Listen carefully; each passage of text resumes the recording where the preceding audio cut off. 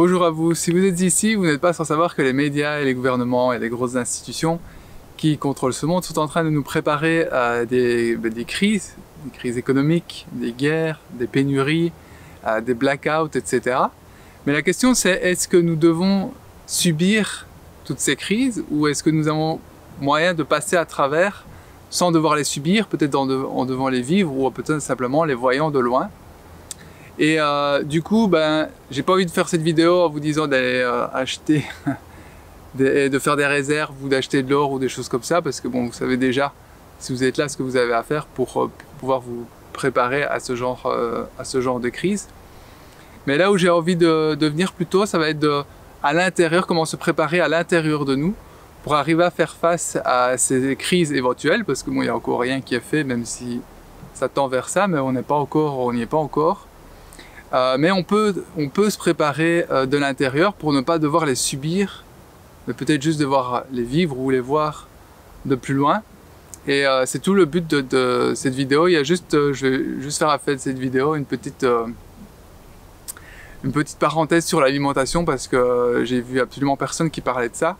Et moi je suis en train de tester quelque chose, alors pas pour me préparer contre les pénuries, c'est pas l'objectif de ma démarche.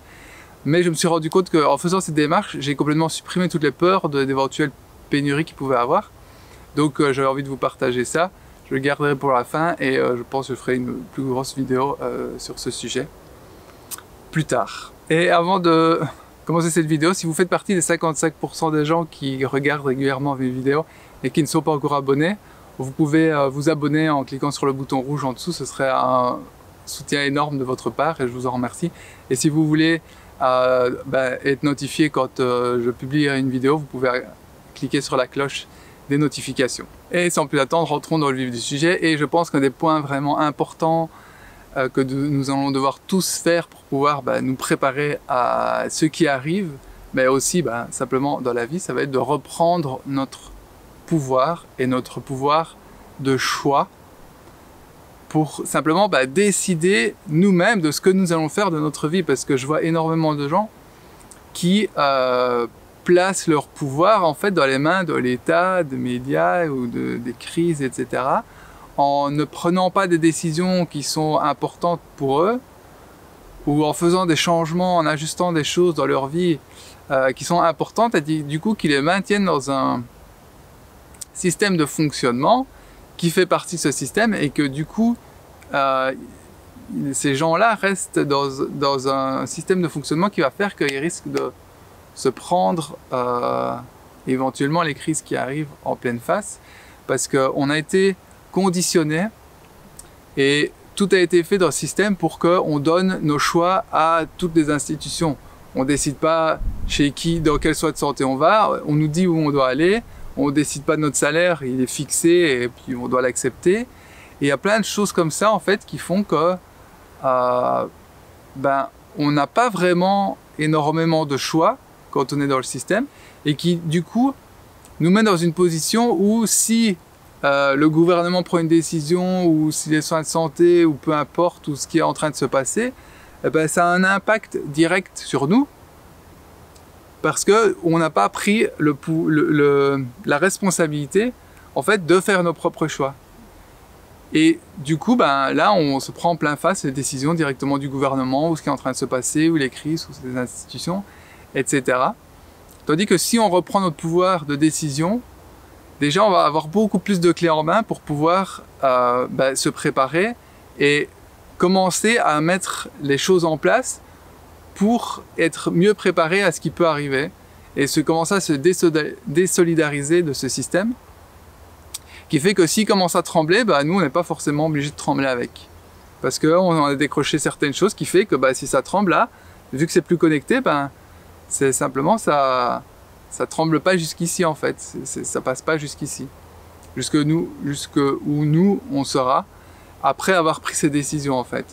Donc ça pour moi c'est vraiment quelque chose qui est très très important, parce que sinon on reste juste bloqué dans le système, là où ils veulent qu'on soit, parce qu'ils nous ont fait tout en sorte, tout ce qui était possible pour qu'on soit dans une certaine position qui fasse qu'on est simplement dépendant de ce système. Et donc c'est à nous à reprendre d'abord le contrôle intérieur de nous-mêmes pour pouvoir nous désolidariser de ça. Et du coup, là où je vais arriver sur un autre point, c'est que nous devons être notre propre ressource. Nous devons compter sur nous en fait, et sur personne d'autre. Alors pas partir dans le délire que les autres êtres humains sont des méchants et qu'on doit compter que sur nous, non, pas dans ce sens-là, mais dans le sens où on doit vraiment être notre ressource d'énergie en fait. On doit compter sur nous et mettre les choses en place pour nous, et plus laisser les autres ou les gouvernements ou qui que ce soit prendre les choix à notre place. C'est vraiment d'être notre propre ressource. On compte sur nous. On est capable de connaître nos directions, on est capable de peut-être éventuellement produire à manger ou de faire des choses qui fassent qu'on est capable d'aller puiser dans nos ressources, dans nos propres ressources pour trouver nos propres solutions et avancer dans un sens qui n'est pas dans le sens que eux veulent pour nous bloquer dans leur système quand il y aura éventuellement ces crises qui vont arriver. Et c'est ce qui va vraiment nous demander de revenir dans une écoute profonde de nous-mêmes, de notre intuition, pour vraiment savoir et de connaître les directions que nous avons à prendre, parce que je suis absolument convaincu que si on s'écoute profondément et qu'on fait les choix en fonction de ce qu'on ressent de faire, on va toujours être guidé pour qu'on puisse passer à travers tous les aléas de la vie. Et du coup, on va pouvoir comme ça jongler dans les directions, on va pouvoir avancer vers quelque chose où on n'est pas obligé de se prendre tout ça en face. Parce que ce sont leurs crises en fait, ce ne sont pas les nôtres. On n'est absolument pas obligé de les vivre. Mais si on reste assis dans leur système, forcément, il est fait pour qu'on se chope toutes les crises. Donc c'est à nous à pouvoir commencer à fonctionner différemment et à s'écouter profondément pour savoir quelles sont les directions. Est-ce que je dois faire ça? Je dois prendre cette direction, faire ce choix et prendre des décisions des fois qui sont difficiles, pour pouvoir avancer et me retrouver dans un autre endroit, dans une autre situation qui va faire que il y aura pas forcément ces crises qui vont passer et qu'on va devoir se prendre en pleine figure. Mais ça demande vraiment de revenir à une écoute de soi et de commencer à oser mettre les choses en place pour aller dans le sens qu'on ressent et dans les directions qu'on ressent. Et ce qui va en même temps nous donner une flexibilité qu'on a besoin de prendre, parce que la vie, c'est dynamique. Il y a tout qui change tout le temps. Le temps, il change. Aujourd'hui, il fait beau, demain, il pleut. Et demain, il va faire plus froid. Les arbres, ils n'arrêtent pas de grandir tout le temps. Quand c'est pas dehors, c'est dans le sol. L'eau dans la rivière, elle coule en permanence. Il y a tout. Tout est dynamique dans cette vie, en fait. Et ce système essaye de nous rendre le plus possible rigide. D'ailleurs, on peut très simplement le voir. Quand vous regardez les buildings qui sont construits, ils font ça avec du béton. Et c'est hyper rigide, du béton. Et dès s'il y a un tremblement de terre, il y a tout qui casse. Ils sont obligés de faire des structures et mettre d'autres choses dedans pour que ça puisse résister au tremblement de terre, parce que sinon ça n'allait pas du tout. Alors que si vous faites une maison en bois, en terre, qui est beaucoup plus flexible, vous aurez nettement moins de problèmes en fait. Ce qui est une illustration très parlante de comment fonctionne la vie en fait. C'est que tout est flexible et tout est en dynamique tout le temps et tout est en train de bouger. Donc nous, on doit aussi être capable d'être dynamique comme la vie, de pouvoir bouger et de pouvoir se réorienter et de changer en permanence de direction et de voie ou de choix, etc. pour pouvoir s'ajuster pour que tout ça nous passe à côté et qu'on ne soit pas obligé de se le prendre en pleine face. Mais pour ça, ça va nous demander aussi de faire le deuil de notre vie d'avant, parce qu'on a eu une vie jusqu'ici qui était plus ou moins ancrée dans ce système en fait. Et maintenant il est temps de faire le deuil de cette vie. Alors ça ne veut pas dire que c'est l'intégralité de tout ce qu'il y a eu dans notre vie, mais en tout cas il y a des choses que même on réalise qu'on n'a pas besoin en fait. Et donc il va falloir faire le deuil de ce qu'on a construit jusqu'ici pour pouvoir avancer. Alors ça ne veut pas dire qu'il faut faire le deuil de sa maison, revendre sa maison ou des choses comme ça. Ça veut juste dire qu'on avait une façon de fonctionner dans le système et que on ne peut pas continuer à essayer d'attendre que les choses s'améliorent pour ne pas devoir changer ça. Parce que si on ne change pas ça, on va juste continuer à créer la vie qu'on a dans le système et qu'en fait on ne veut plus. Et du coup, il faut qu'on puisse passer au-delà de ça Et déjà aussi arrêter de rester dans l'emprise médiatique, parce que toute cette machination médiatique fait que vous allez rester calé jusqu'à ce qu'il se passe quelque chose. Sauf que si vous attendez qu'il se passe quelque chose, vous allez vous prendre tout dans la face et vous n'allez pas être préparé, vous n'allez pas réussir à jongler correctement avec tous les événements qui vont arriver, parce que vous n'êtes pas préparé en fait. Parce qu'en restant dans cette machination médiatique, vous allez avoir des informations qui vont arriver à l'intérieur de votre cerveau et qui vont faire que vous allez rester dans cette situation ou attendre quelque chose pour sortir de cette situation, qui fait que vous restez dans cette situation et que du coup en fait ça vous maintient en place et puis ça vous donne peur parce que vous avez l'impression qu'ils sont en train de gagner et que du coup il faut se battre contre eux. Mais quand vous êtes en train de faire tout ça, vous n'êtes pas en train de préparer votre vie en fait, vous n'êtes pas en train de travailler sur votre vie, vous n'êtes pas en train de créer quelque chose de nouveau pour avoir une vie qui est moins dans le système et plus alignée avec vous-même en fait. Et du coup, vous attendez que quelque chose casse, et quand ça casse, vous allez vous prendre en pleine face, parce que vous n'aurez pas préparé une vie à côté. Si ça arrive, du moins on ne sait pas encore, hein, parce que c'est ce que tout le monde annonce, mais il n'y a encore rien qui est arrivé. Et je ne dis pas qu'il n'y aura rien qui va arriver, il y a sûrement des choses qui vont arriver, mais on n'est pas obligé de se prendre tout en pleine face. Mais c'est vraiment de pouvoir s'adapter à l'intérieur de nous pour être le plus flexible possible, et pour pouvoir atteindre une stabilité intérieure en fait et non extérieure, parce que si on essaye d'avoir une stabilité extérieure, donc d'avoir un logement, d'avoir tout ce qu'il faut pour que tout soit stable, un emploi et que tout soit figé encore et que tout soit là pour qu'on soit en sécurité, qu'on soit stable, du coup on n'a pas la sécurité intérieure, on n'a pas la stabilité intérieure, parce qu'une fois qu'on a la stabilité intérieure, tout peut bouger autour de vous. C'est pas grave puisque vous êtes stable à l'intérieur en fait. Et vous n'allez pas plonger dans les peurs comme ça. Et vous allez être beaucoup plus capable de voir les choses clairement d'un point de vue critique et lucide pour pouvoir prendre des choix ou des directions qui vont vous favoriser dans votre vie et dans votre cheminement, et que vous allez pouvoir contourner ces crises beaucoup plus facilement en fait. Et donc je pense qu'en faisant tout ça, en s'axant plus sur des directions comme ça, on va être beaucoup plus apte à encaisser en fait tout ce qui peut arriver, parce qu'on va être mieux préparé, on va être mieux centré, mieux aligné avec nous-mêmes et plus stable à l'intérieur de nous. Et du coup, tout ce qui va tanguer à l'extérieur ne va pas forcément nous impacter à l'intérieur et nous faire tanguer à l'intérieur. Et donc on va passer ça, au lieu de le subir, on va simplement le vivre, et puis voilà, on va rebondir et on va voir que la vie est là, et on a déjà passé tous à travers des épreuves difficiles dans notre vie, on est toujours vivant, on est toujours là. Et ça avance, et il n'y a pas de raison que ce soit différent en fait. Donc on n'a pas de raison d'avoir peur, on a juste à pouvoir s'agencer, se mettre disponible à laisser passer les choses à côté de nous dans la vie. Alors je vous avais dit que j'allais toucher un petit peu sur l'alimentation sans trop rentrer en détail, mais ce que je suis en train de pratiquer en fait, c'est que pour le moment je mange une seule fois par jour, et uniquement des fruits et des légumes. Alors évidemment, ça m'a demandé de la préparation, je ne suis pas arrivé là en un claquement de doigts en un jour, mais je me suis rendu compte qu'en faisant ça, j'ai considérablement réduit mon alimentation, ma quantité de nourriture dont j'avais besoin, et du coup, ce qui est intéressant, c'est que j'ai pas moins d'énergie en fait.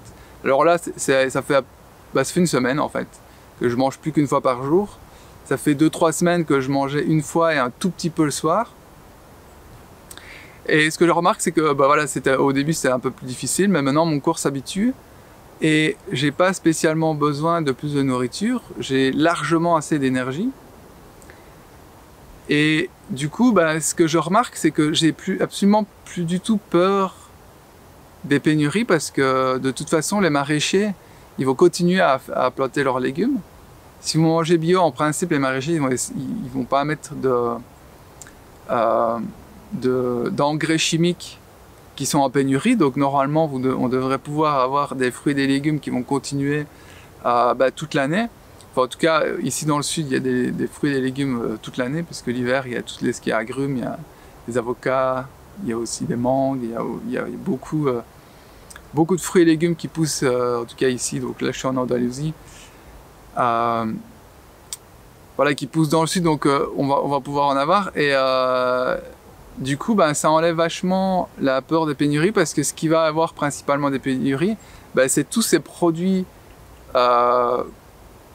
fabriqués, alimentaires, je parle, hein, qui font la majeure partie des supermarchés à l'heure actuelle, parce que si vous allez dans un supermarché, vous allez voir que approximativement 95% du supermarché est des produits emballés et préparés qui ne sont pas naturels de base, qui n'arrivent pas comme ça dans la nature. Parce que les arbres, ils vont toujours produire leurs fruits. Il y aura toujours moyen de planter des légumes, même s'ils essayent un peu d'attaquer tout ça, mais je veux dire, si les maraîchers sont intelligents, ils vont essayer d'augmenter leur capacité de production, ce qui va leur faire gagner plus d'argent et qui va pouvoir nourrir plus de gens. Et par contre, voilà, si on essaye de rester sur des denrées qui vont probablement être en pénurie, etc., et qu'on en a besoin, parce que notre corps, fondamentalement, est habitué à certains produits, et du coup, on va avoir envie et besoin de certains produits, et si on se retrouve dans le manque comme ça et que c'est pas voulu, ça va vraiment pas être agréable.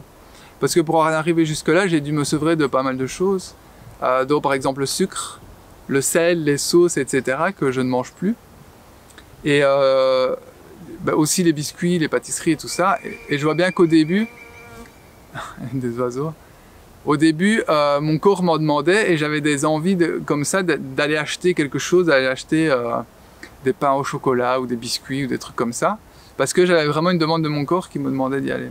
Et j'ai dû passer outre ça pour en arriver là, et ce qui fait que j'ai plus toutes ces demandes de mon corps, il y a juste mon corps qui me demande à manger, et je lui fournis des fruits et des légumes bio, et je mange une fois par jour, et il a assez, il est content jusqu'au lendemain, et du coup ça fonctionne comme ça.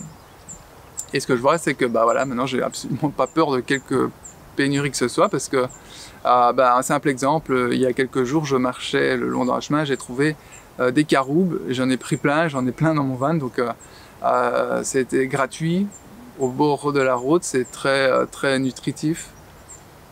Et par exemple, ici pas loin, j'avais aussi trouvé des cactus, et il y avait je sais plus comment ça s'appelle, des figues de Barbarie, voilà.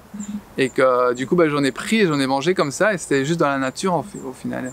Qu'il y a encore des choses qu'on peut trouver, mais que si on se cale sur notre boîte de panzani qu'on veut absolument, et qu'à un moment donné, il n'y en a plus dans les rayons, qu'on se sent déprimé à cause de ça parce que notre corps nous en demande, du coup, ça va être beaucoup plus difficile de passer outre que si on est habitué à avoir des fruits et des légumes qui seront là en permanence, parce que c'est l'abondance, il y en a toujours qui vont pousser partout, et on pourra toujours en avoir. Donc je pense que c'est assez intéressant de revenir sur ça aussi. Bon, je me suis étalé un peu plus que ce que je pensais, je ferai probablement des vidéos plus en profondeur, parce que là je suis encore en train d'expérimenter un peu mon corps et ses changements, etc. Et du coup, ouais, je reviendrai, je ferai des vidéos plus tard sur ce sujet, parce que je sais qu'il y en a d'entre vous que ça intéresse vraiment. Et du coup, voilà, je pense que j'ai fait un peu tout le tour. J'espère que ça vous aura apporté de la valeur, que vous aurez pu trouver des idées pour pouvoir commencer à faire quelques modifications éventuellement dans votre vie pour être plus apte à encaisser ce qui arrive. Et du coup, si vous avez besoin d'un coup de main pour avancer, pour trouver des directions, ou pour vous donner un peu de boost, ou pour aller voir un peu les peurs, les blocages que vous avez pour pouvoir les faire sauter et commencer à avancer dans la vie qui vous attend vraiment, la vie que vous avez vraiment envie de vivre, je fais des accompagnements individuels ou personnels aussi, c'est pareil. Vous trouverez le lien en description avec les informations pour pouvoir y accéder. Et du coup, si vous avez aimé cette vidéo, vous pouvez mettre un pouce bleu en dessous, ça m'aiderait vraiment, éventuellement la partager pour donner de la visibilité, pour aider à monter en conscience et que les gens puissent se rendre compte qu'on n'est pas obligé de subir tout ça. Si on fait quelques petits changements dans notre vie, je pense qu'on va être tous être mieux placés pour pouvoir laisser passer ces événements à côté de nous. Et du coup, il me reste à vous souhaiter une bonne fin de journée, et je vous dis à bientôt dans une prochaine vidéo. Ciao, ciao!